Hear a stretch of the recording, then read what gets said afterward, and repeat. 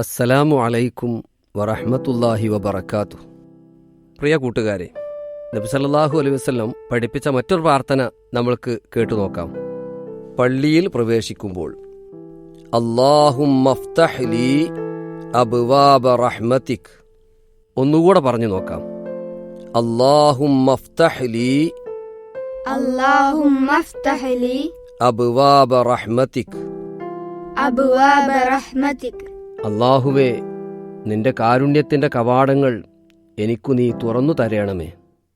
അല്ലാഹു നമ്മെ അനുഗ്രഹിക്കുമാറാകട്ടെ. ആമീൻ.